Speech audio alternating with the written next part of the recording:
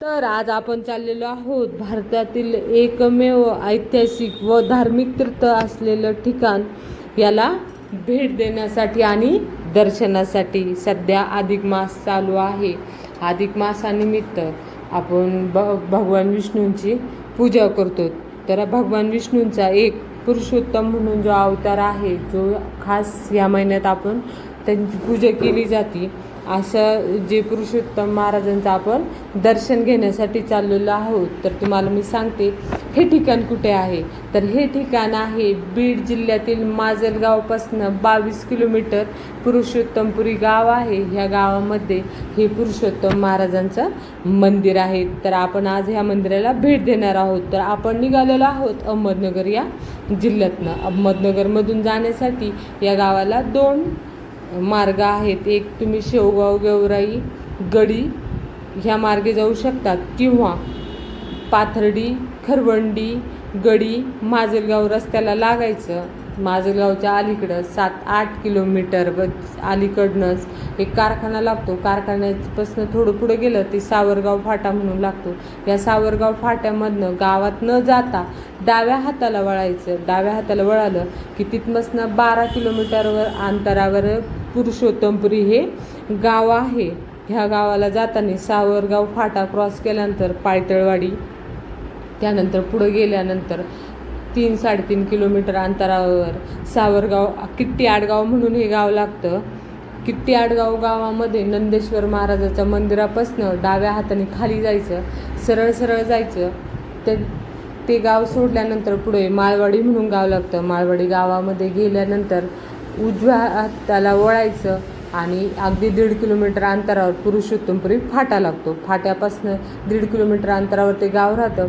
1 kilometre अंतरावरतीच पार्किंगची व्यवस्था केलेली आहे. पुढचं जे अर्धा किलोमीटर अंतर आहे हे आपल्याला पायी चालत जावं लागतं, किंवा तिथनं 10 रुपये देऊन रिक्षावाले त्या गावातले आपल्याला अगदी मंदिरापर्यंत देखील सोडतात. तर या ठिकाणी पार्किंगची जी व्यवस्था आहे ती अगदी भव्य दिव्य आहे. आणि तुम्हाला खाण्याची वगैरे ही देखील सोय खूप छान आहे.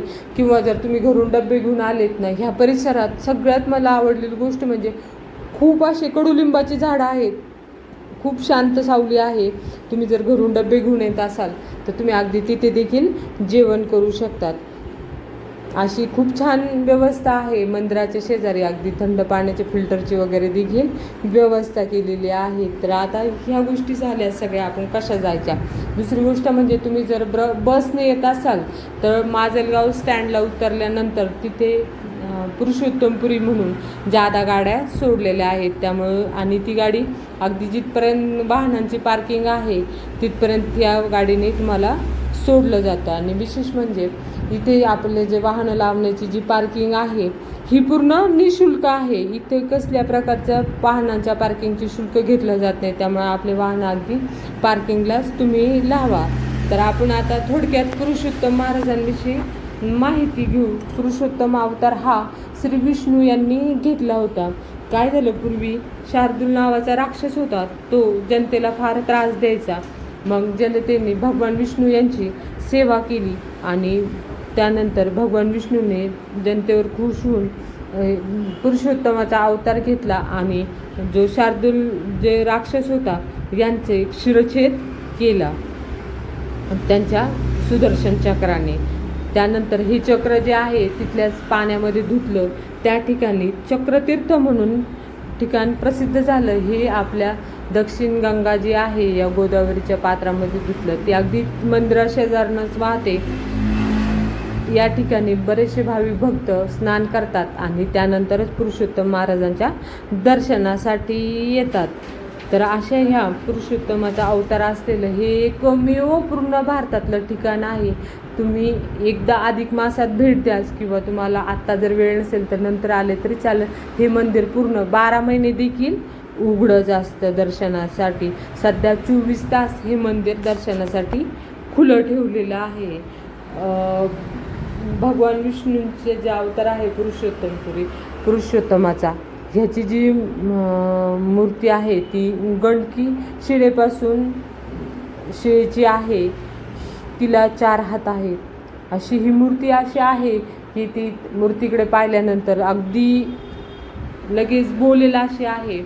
या ठिकाणी गेल्यावर पूर्ण भारतातून लोक आल्यामुळे थोडीशी गर्दी देखील जास्त आहे. सोबत आता सध्या या मंदिराचा जीर्णोद्धार चालू आहे.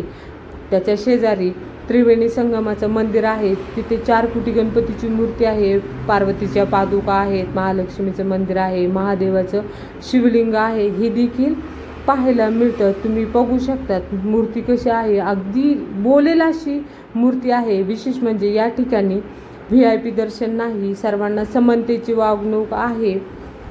सर्वांनी रांगेतच दर्शन घ्यायचं. अशा ह्या तीर्थक्षेत्री तुम्ही एकदा भेट द्या. ह्या मंदिराचा जीर्णोद्धार चालू आहे सध्या. त्याचा जो पार्ट म्हणजे ह्या व्हिडिओचा पार्ट तुम्ही बनवलेला आहे, त्यात तुम्हाला पूर्ण जीर्णोद्धाराच्या देखील तुम्हाला माहिती देईल. व्हिडिओ पाहिल्याबद्दल